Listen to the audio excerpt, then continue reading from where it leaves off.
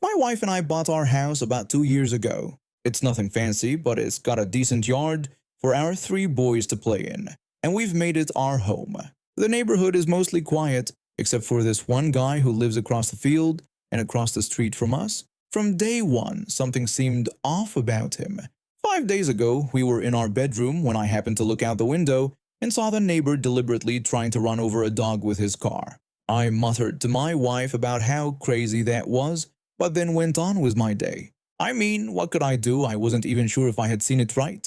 But the next day, there was no mistaking what we saw. From our window, we watched as he grabbed his adult pit bull by the neck and dragged the poor thing inside while kicking a baby blue heeler puppy off his porch. The situation escalated 3 days ago. My wife and I were out back having a smoke while our boys played in the front yard. We weren't really paying attention to anything but our phones when suddenly we heard all this yelling. I looked up to see the neighbor across the way coming out of his house, kicking his pit bull out the door and screaming at it. Then out came the blue heeler puppy, also getting kicked. All the commotion made us look over, and apparently that was enough to set him off. The neighbor started threatening me, saying he would come over and knock my head in if I kept staring at him. I just shrugged. Whatever. Everyone in Texas has a gun on the other side of every door in their house that doesn't have kids. Mine's safely locked away with thumbprint access, but I can get to it fast if needed. I wasn't worried about his threats. He went back inside and we decided to smoke another cigarette just because we weren't going to be intimidated. When my wife finished hers, she went back inside. I finished mine too, got up, opened my door, and just stood there looking at his house from across my field for about a minute. That really set him off. He came flying down his porch and to the edge of his yard. The neighbor started screaming even louder threats this time, saying he would kill me and questioning why I thought I could just stand there staring. He kept saying he would end me. He kept yelling threats but never left his yard. I just stood there watching with a big grin on my face. Eventually he must have gotten bored because he went back to what I can only imagine is his tormented shell of a life and disappeared inside. Today I went to work like usual but only had a half day since it's freezing outside, about 25 degrees. While I was at work, my wife messaged me that the crazy neighbor had tried to run over the puppy again when he got home. Now we have this habit of giving our leftover food scraps to the stray dogs during the colder days and months. It helps them. And we don't waste food. The blue heeler puppy had been smelling the food and coming over to help himself. When I got home from my half day, I saw the puppy walking across the field, probably looking for food. Instead of going in through my back door like I usually do, I walked around the house and quietly called for the puppy over my shoulder as I headed to the front door. I gently called to the puppy, telling him it was okay to come closer. Slowly, he followed me. I kept calling for him quietly as I circled my house, and he followed at a distance. He was clearly scared and wouldn't let me pet him at first. When he finally did let me touch him, he was all wet and nearly frozen. I scooped him up and brought him inside. My wife asked me what I was doing with the dog, showing surprise at my actions. I explained that I couldn't leave him outside because the crazy neighbor was trying to run him over again. My wife hesitantly responded that we couldn't just keep the dog. The boys came running when they heard us talking. My oldest son got excited and asked if we could keep the puppy. My middle son started pleading repeatedly to keep the dog. My youngest just commented on how cute the puppy was. My wife tried to explain to the boys that it wasn't simple, suggesting the dog might belong to someone. I said the dog belonged to the neighbor who was abusing him, and I refused to send him back there. The puppy was shivering, and my youngest brought a towel to wrap him in. As I dried him off, the puppy started to relax a little. My wife acknowledged that the puppy looked in bad shape and expressed concern about how the neighbor was treating him. I agreed, stating that no animal deserves such treatment. The boys were already taking turns petting him gently, and I could see my wife's resolve weakening. She asked what we would even call him, showing she was starting to accept the idea of keeping him. And that's when I knew we had a new family member. The boys started shouting out name suggestions, but my wife was watching how the puppy was gently nibbling on the corner of the towel. My wife decided his name would be Nibbler, and just like that, Nibbler found his forever home. He's already settling in nicely, following the boys around and sleeping at the foot of our bed. As for the neighbor, I'm going to be making a call to animal control about that pit bull. No animal should live in fear, and now at least one of them doesn't have to anymore. So I work nighttime security at a college dorm village. It's mostly a welfare job, making sure drunk students get home safely and helping them when they're in trouble. When we're on patrol, we wear pretty obvious uniforms. High visibility jacket, chest-mounted radio, ID badge, the whole deal. We look so official that people sometimes mistake us for police. I've been doing this job for about 2 years now. I took it because the hours worked well with my class schedule. I'm actually finishing up my master's degree in criminal justice. Ironically, I want to work in drug enforcement someday, which makes what happened last weekend even more ridiculous. Our dorm village has one main road access, and since all the nightclubs in town close at the same time, we usually hang around the taxi area to make sure students make it back to their rooms okay. We deal with all sorts of situations. Students who can't pay for their taxis, lost phones, people too drunk to find their rooms, you name it. This particular Saturday night was pretty standard. It was about 2 a.m. and the clubs had just closed. I was standing near the entrance when I noticed someone walking into the village. This wasn't unusual. Some students walked back from town to save money on taxi fare. I didn't pay much attention and just continued greeting the incoming students stumbling out of taxis. A while later, I noticed the same guy coming back from deeper in the village, and he approached me directly. He casually asked me what was going on. I replied that things had quieted down and asked how he was doing. Then, without any warning, he asked if I wanted to buy some Mandy. Since he was clearly drunk or high and slurring his words, at first I wasn't sure I heard him correctly. I asked him to repeat what he'd said, and he clarified that he was selling ecstasy or MDMA. He tried to convince me by saying it was good quality and cheap. I looked down at myself, checking that I was indeed still wearing my very obvious security uniform with reflective stripes. I declined his offer, and he seemed confused. He asked why I was standing around like a creep, if I wasn't interested in buying drugs.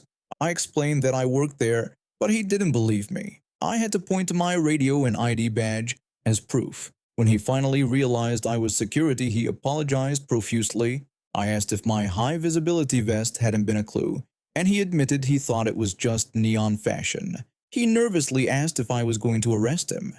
I explained that while I couldn't arrest him myself, I was supposed to call people who could. That's when things got even stranger. He tried to negotiate, asking what he could do to sweeten the deal. I clarified that I still didn't want his drugs, but he persisted, saying no one would know. I had to point out the camera feed, which he hadn't noticed. When I showed him the 3 CCTV cameras that had us directly in view, large, obvious security cameras mounted on poles, he complained about the surveillance state. By this point, I was just tired.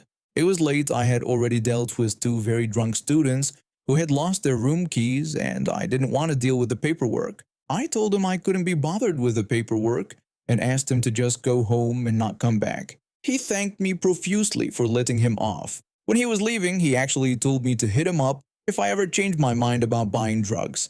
I assured him that I wouldn't. He then gave me a thumbs up and wandered off into the night, presumably to try his sales pitch on someone else who wasn't wearing a security uniform and standing under surveillance cameras. I ended up telling my supervisor about it the next day, just in case the guy came back, and he couldn't stop laughing.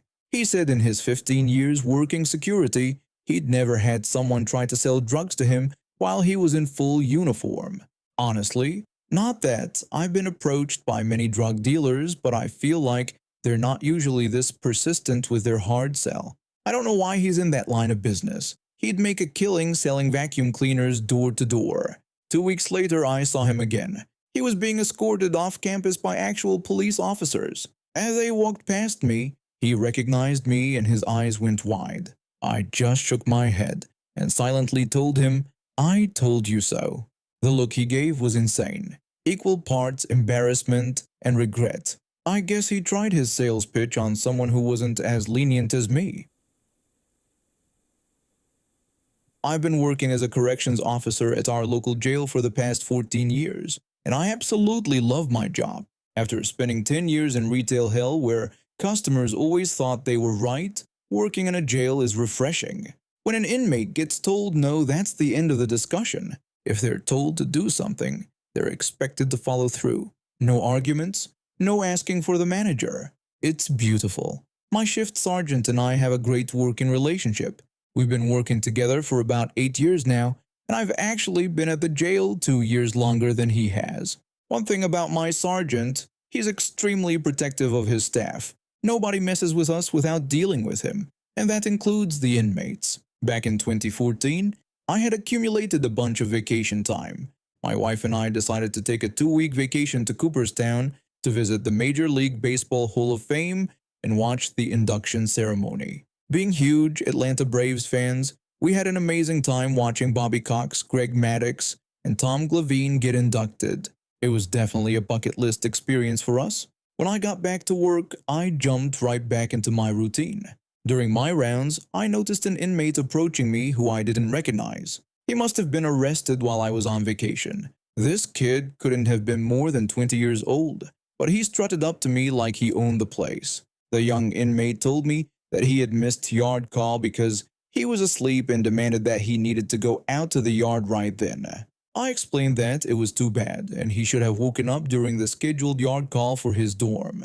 I let him know he would have to wait until the next day's yard call. The kid looked at me like I'd just spoken a foreign language. Clearly, he wasn't used to hearing the word no. He dismissed me by saying I was just a new guy and demanded to speak with my sergeant. I had to bite my tongue to keep from laughing. This kid thought I was new. I've been working there since they put the paint on the walls, but I decided to play along.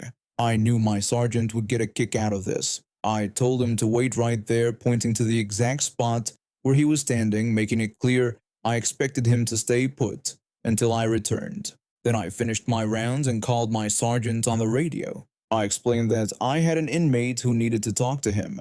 When Sarge asked what he wanted, I tried not to laugh as I told him about how the inmate thought I was the new guy and believed he could run over me because of it. Sarge immediately said he'd be right there. When Sarge arrived, we both went back into the dorm, but lo and behold, the inmate wasn't waiting where I told him to. This kid really didn't understand how things worked in jail. Sarge asked where the inmate was, and I admitted I didn't know. I had to raise my voice through the dorm, calling for the inmate and announcing that Sarge was here to talk to him.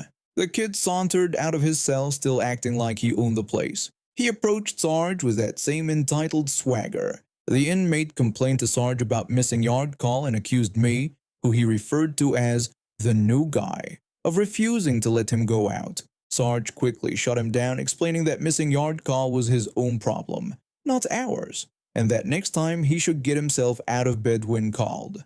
The inmate tried to interrupt Sarge to explain himself, which was a big mistake. Nobody interrupts Sarge. His voice got noticeably louder as he told the inmate that he didn't understand how things worked. Sarge made it clear that when a staff member gives an answer, that is the final answer. He also scolded the inmate for not waiting where I had told him to. The kid was still trying to save face and started to complain about the new guy again.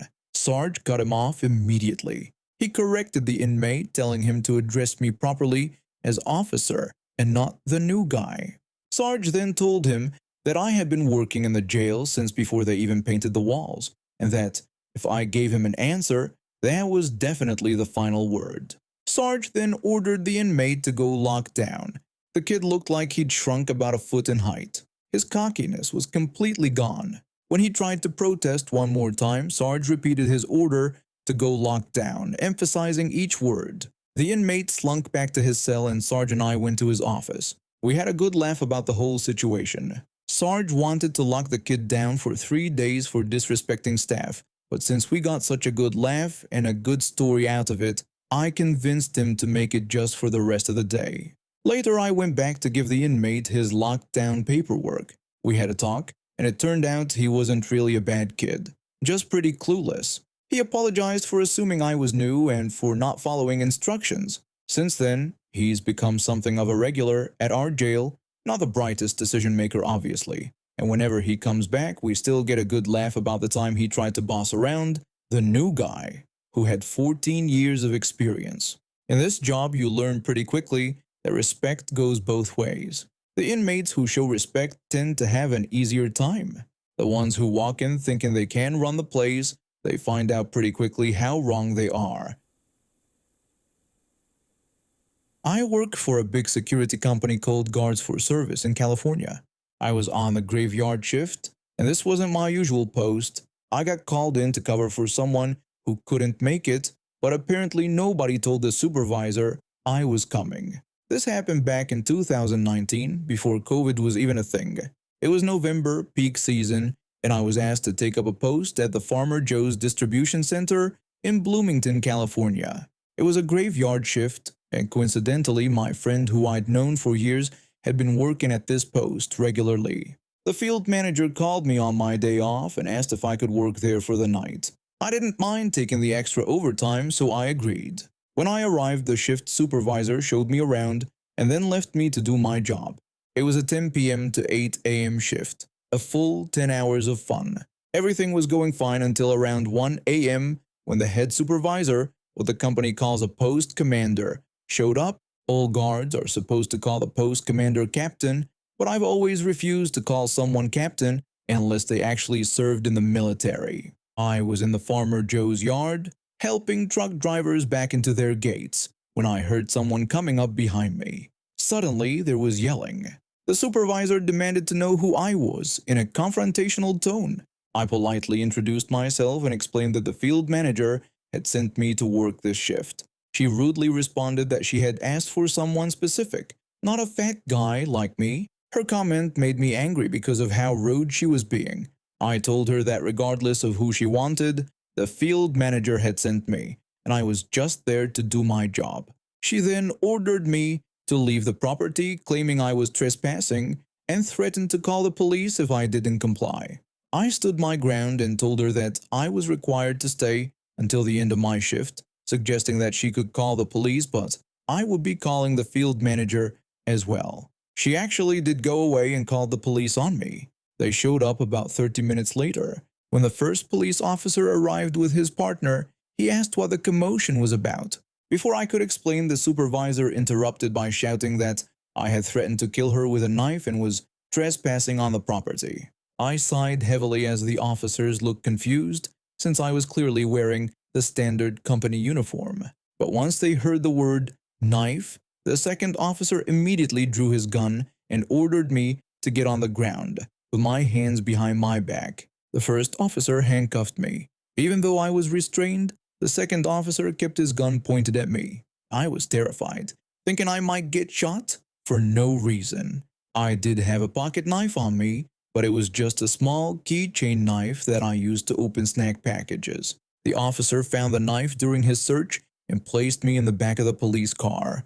My friend came out to see what was happening and asked the officers what was going on. When told I was being arrested for possession of a deadly weapon, threatening the supervisor, and trespassing, he defended me. He questioned what deadly weapon they were talking about and insisted that I would never threaten someone's life. He also clarified that I wasn't trespassing but had been specifically asked to work there. The officer responded that if my friend could provide evidence supporting our claims, they would release me. But until then, it remained a he said she said situation.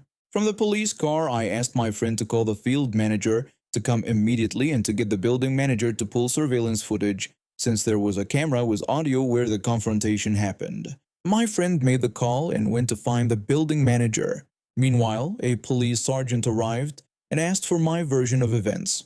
Soon after, the field manager arrived with our regional director, and my friend returned with the building manager. I explained that the supervisor had falsely accused me of trespassing and threatening her with a knife. The director told the officers that I had been called to work at this post at the field manager's request. When the police sergeant pointed out that this didn't explain the alleged knife threat, the building manager offered to show them the security camera footage with audio. After reviewing the footage, the police sergeant removed my handcuffs and returned my belongings. He told me that they found no evidence of threats, so all charges were being dropped.